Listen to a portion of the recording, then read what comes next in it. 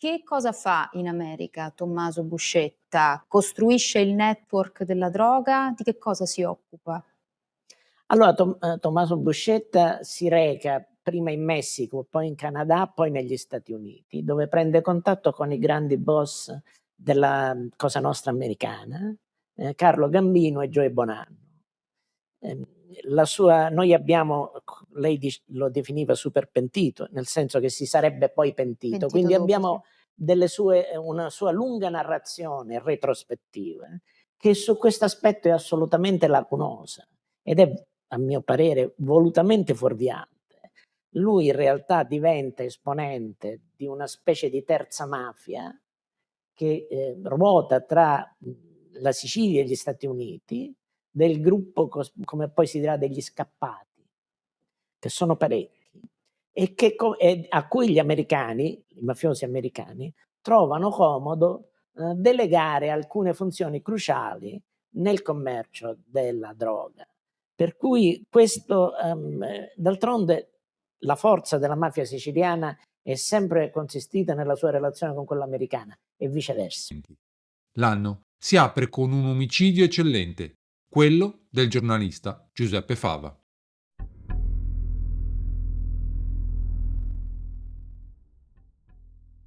«5 gennaio 1984.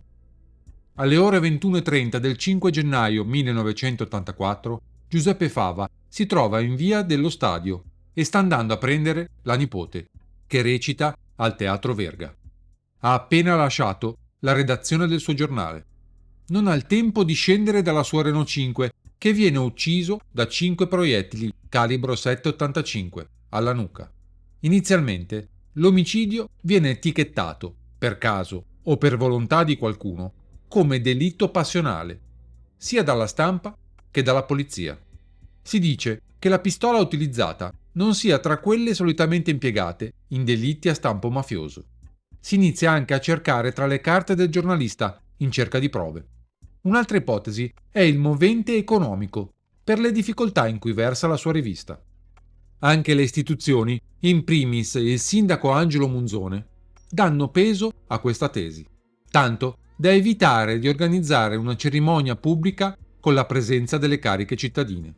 L'onorevole Nino Drago chiede una chiusura rapida delle indagini, perché altrimenti i cavalieri del lavoro potrebbero decidere di trasferire le loro fabbriche al nord. Il sindaco ribadisce che la mafia a Catania non esiste. Successivamente, l'evidenza delle accuse lanciate da Fava sulle collusioni tra la mafia e i cavalieri del lavoro catanesi viene rivalutata dalla magistratura, che avvia vari procedimenti giudiziari. I 4 cavalieri dell'Apocalisse mafiosa.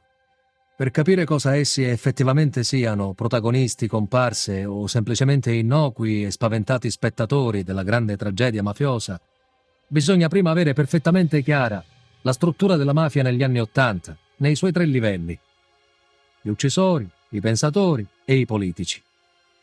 E per meglio intendere tutto, bisogna prima capire e identificare le prede della mafia nel nostro tempo.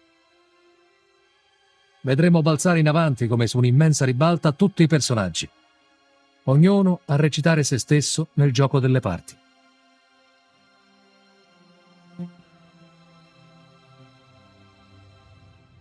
Fava era un personaggio che guardavo con simpatia. Aveva quel suo foglio dove io attingevo alle volte delle notizie che io non capivo come lui li poteva avere, perché evidentemente era un osservatore attento di quello che era la situazione mafiosa e soprattutto politico-affaristico-mafiosa. Quegli stessi cavalieri del lavoro catanesi di cui parlava nei suoi diari Rocco Chinnici.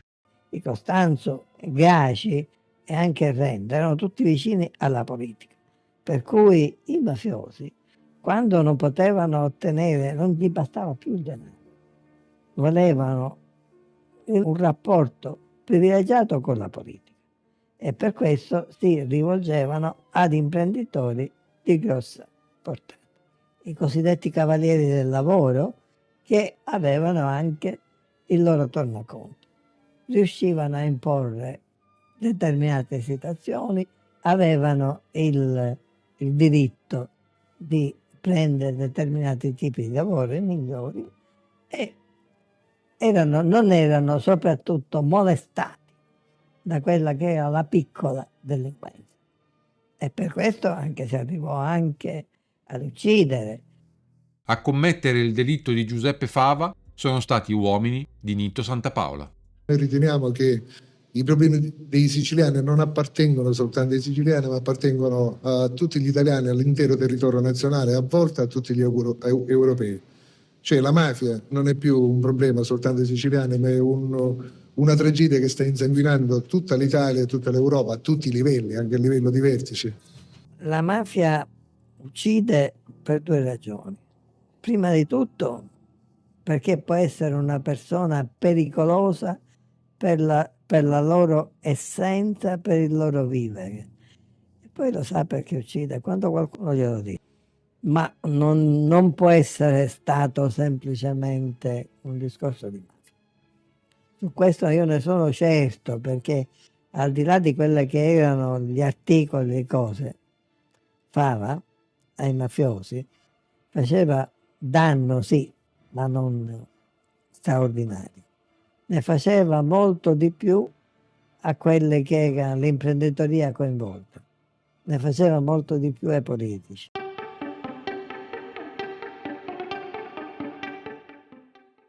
Marzo 1983. L'arresto di Buscetta in Brasile aveva dato un'accelerata alle indagini sul traffico di narcotici negli Stati Uniti provenienti dalla Sicilia. Qui il discorso si complica. Come già visto in altri video precedenti, spesso i canali del riciclaggio finanziario di alto livello degli enormi proventi del traffico di stupefacenti erano comuni alle grandi famiglie, che pur stavano per entrare su fronti opposti nella seconda guerra di mafia, nei primi anni '80.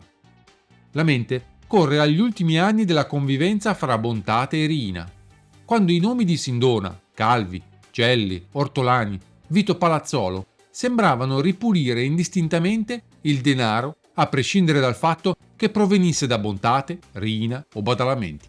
Ecco, per il traffico di stupefacenti si assiste a una situazione simile, che può ingenerare confusione e una domanda.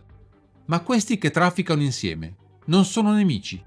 Quindi, per meglio spiegare la situazione di quel 1984, occorre ripercorrere velocemente la storia del narcotraffico internazionale siciliano. Le origini si hanno con l'arrivo degli espulsi americani, i gangster indesiderati, quelli che il governo americano, per un motivo o per l'altro, rimpatria sfruttando l'origine italiana di boss che spesso l'Italia l'avevano vista da piccoli o anche solo in cartolina. Capostipite e ovviamente esempio più lampante è Lucky Luciano. Non era un uomo qualunque, Lucky Luciano. Gli americani lo ritenevano il grande capo, l'infaticabile organizzatore del traffico internazionale della droga. Ma potremmo fare diversi altri nomi, fra i quali quello di Frank Tredita Coppola o di Joe Adonis. Lucky Luciano sceglie, giunto in Italia, di fare il battitore libero, il grande trafficante internazionale, insieme ai marsigliesi e ai corsi.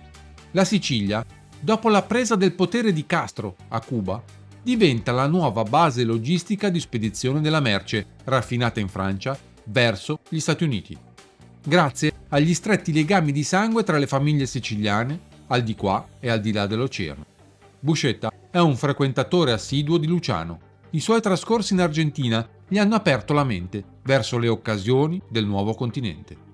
Questo ne spiega da subito il ruolo, seppur molto giovane, negli incontri all'Hotel delle Palme con Bonanno.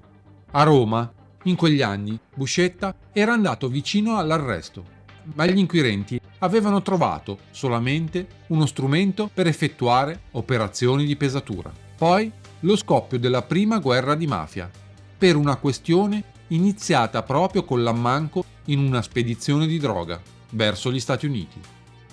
I La Barbera che accusano, i Greco di Ciaculli che rispondono, con Buscetta che passa da un fronte all'altro.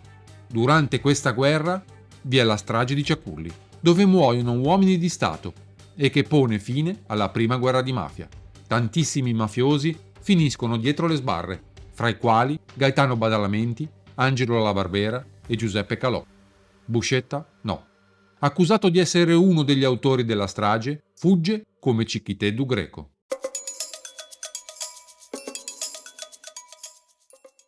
Siamo nel 1963. Atterra prima a Città del Messico, poi raggiunge New York passando per Toronto. Come parte di una vasta ondata di immigrati siciliani, legali e illegali. Secondo quanto si dice, viene accolto da Carlo Gambino, all'epoca il massimo boss mafioso di New York e zio di 3 Gambino siciliani giunti in città nello stesso periodo. I nipoti Gambino prendono Buscetta sotto la loro protezione, facendo lavorare i suoi figli maggiori in una pizzeria. Buscetta, la sua prima moglie e la figlia trovano tutti lavoro presso Antonino Napoli, un siciliano che importa eroina nascosta in spedizioni di parrucche da donna provenienti dall'Italia. Presto Buscetta diventa socio di Napoli in diverse pizzerie e nel traffico di stupefacenti, intermediario tra il potente clan Badalamenti in Sicilia, che traffica coi parenti di Detroit, e la mafia di New York. Sebbene già nel 66 il Federal Bureau of Narcotics sia a conoscenza del fatto che un nuovo gruppo di trafficanti mafiosi sta emergendo, tra questi nuovi immigrati siciliani, apparentemente, non riesce a prendere di mira Buscetta. Secondo il giornalista americano Claire Sterling, le informazioni provenienti dall'Italia, dove Buscetta e Napoli erano ricercati per crimini ancora più gravi, o non arrivarono in America o non vennero prese in considerazione. Buscetta stesso sembrava invisibile alle autorità, per quanto fosse notoriamente pericoloso. Gli italiani segnalavano la sua presenza da qualche parte a Brooklyn sin dal suo arrivo, ma senza risultati. Il consolato statunitense in Messico ricevette un messaggio su di lui nel 1967 dalla Costa Azzurra francese. Un italiano di nome Tommaso Buscetta si sposta tra il Messico e Brooklyn, New York, con droga. Si fa passare per sudamericano, ma in realtà è un siciliano di Palermo. La verità, secondo il giornalista, pare ancora più inquietante. Buscetta viene infatti arrestato a New York nel 1966 per l'utilizzo di un passaporto messicano falso, ma su richiesta della CIA la procedura di espulsione viene interrotta e Buscetta viene sistemato dalla CIA in una casa sicura e sottoposto a interrogatorio. Secondo un memo segreto della DEA, grazie alla protezione della CIA, a Buscetta viene permesso di continuare a muoversi per anni negli ambienti criminali internazionali tra Europa, Messico e Sud America. Durante il suo primo soggiorno in Messico, Buscetta si era messo in contatto con un altro trafficante di eroina siciliano, Giuseppe Pino Catania, che aveva lasciato Palermo negli anni 50. Catania aveva conquistato la fiducia di Frank Cotroni, uno dei 3 fratelli a capo del principale sindacato criminale di Montreal, e di George Asaph Ibala, noto come l'Al Capone del Messico. Alla fine del 66, Buscetta e Catania si incontrano di nuovo a Laredo, in Texas. Buscetta chiede e ottiene aiuto per sottoporsi a un intervento di chirurgia plastica in Messico, al fine di evitare l'arresto in seguito a un mandato di cattura italiano.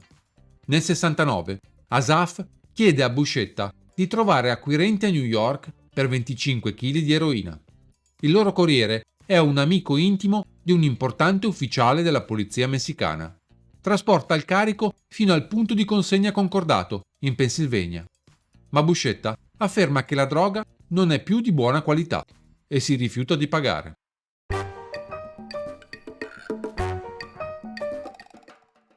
All'inizio del 1970 Buscetta cambia ruolo, passando da acquirente a venditore. Vola in Europa, dove organizza una spedizione di 89 kg di eroina tramite contatti corsi francesi. Quindi riceve la merce in Messico nel marzo dello stesso anno, insieme a Catania e Asaph. Il trio riesce poi a trasportare con successo l'eroina verso nord, fino a New York, con l'aiuto di un trafficante napoletano di nome Carlo Zippo.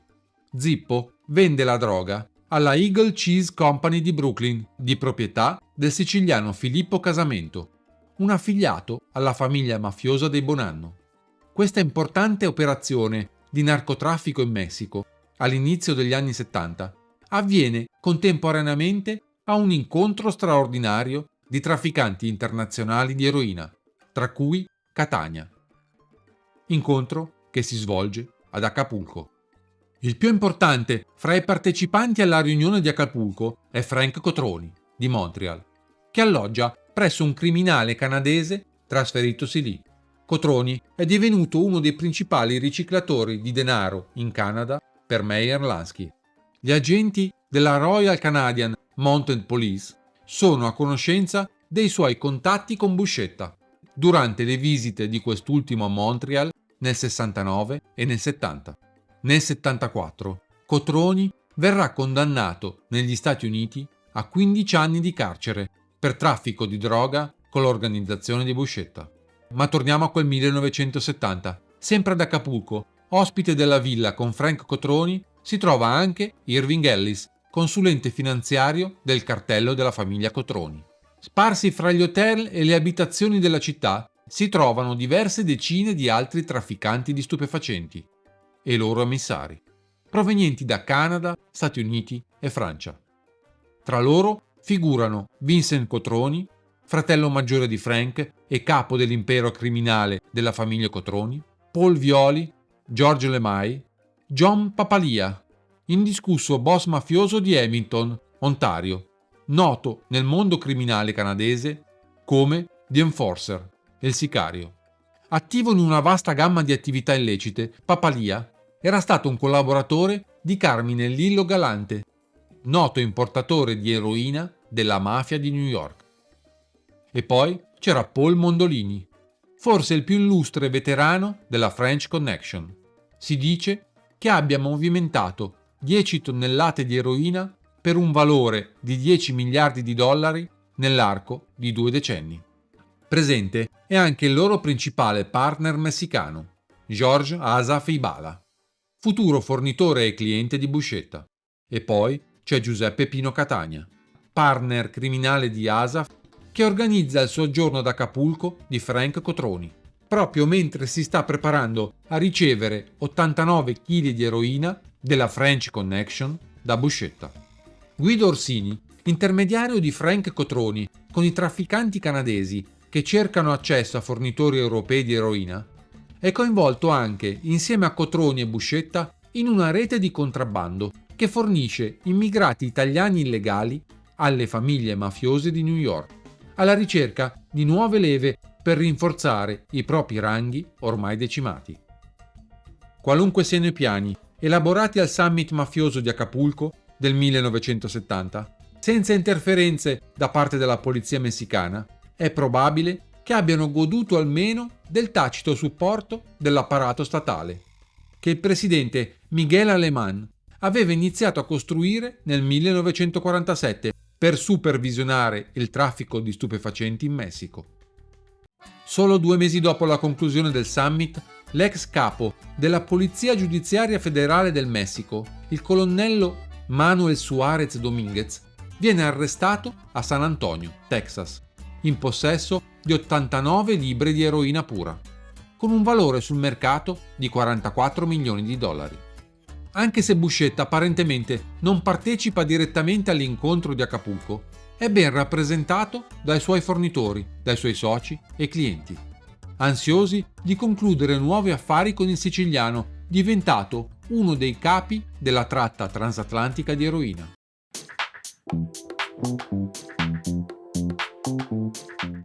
Nel giugno dello stesso anno Buscetta torna in Sicilia per incontrare Gaetano Badalamenti e altri boss mafiosi, con l'obiettivo di negoziare la pace tra le fazioni criminali in guerra sull'isola. Discutono anche delle fonti di approvvigionamento di eroina e delle rotte di transito. Un rapporto dell'intelligence della polizia italiana afferma che i leader mafiosi hanno concordato di dividere le zone per il traffico di droga per il prossimo decennio. Buscetta, insieme a Chiquitetto Greco, parla anche del possibile golpe borghese, spinto da interessi atlantici e massonici, massoneria a cui aderiscono molti appartenenti alla Cosa Nostra americana. Per Buscetta, la riuscita del colpo di Stato potrebbe voler dire, come per Vincenzo Rimi, cognato di Badalamenti, il salvacondotto dalle pene italiane. Ma il golpe borghese non convince. Alcuni mesi dopo, Guido Orsini, uomo di fiducia di Frank Cotroni, visita Badalamenti e altri importanti mafiosi siciliani a Roma per organizzare ulteriori affari di eroina, utilizzando Catania, con base in Messico, come agente di trasporto. Cotroni stesso vola da Montreal per incontrare Catania in Messico nel dicembre del 1970 e discutere l'acquisto di cocaina da Asaf. Tuttavia, il potente boss canadese subisce l'umiliazione di essere accusato da American Express di aver usato carte di credito rubate durante il soggiorno ad Acapulco e la polizia messicana lo rispedisce in Canada. Una volta rientrato negli Stati Uniti dall'Italia, a metà del 1970, nel frattempo, Buscetta era stato arrestato da un agente della polizia di New York e accusato di frode sui documenti del passaporto. Apparentemente, nessuno si prende la briga di informare i tribunali americani che era già stato condannato in contumacia in Italia per associazione a delinquere e omicidio, anche se le autorità federali antidroga ne sono perfettamente al corrente. Forse il suo status di informatore della CIA continua a offrirgli protezione. Invece di essere estradato, gli viene semplicemente permesso di lasciare il paese. Siamo agli inizi del 1971. Carica la macchina e parte verso sud insieme al figlio maggiore, Benedetto. Il partner napoletano di contrabbando di Buscetta, Carlo Zippo, è ormai riconosciuto dal Federal Bureau of Narcotics come il capo di un conglomerato di contrabbando multisettoriale, altamente organizzato e diversificato, che utilizza società di facciata e documenti di viaggio falsi ed opera tra Italia, Francia, Canada, Brasile, Argentina, Messico e Stati Uniti. Tale valutazione probabilmente esagera l'importanza personale di Zippo, dal momento che la cosiddetta South American Connection era stata fondata da diversi criminali corsi espatriati, molti dei quali in fuga da incriminazioni e condanne per omicidi e altri reati in Europa.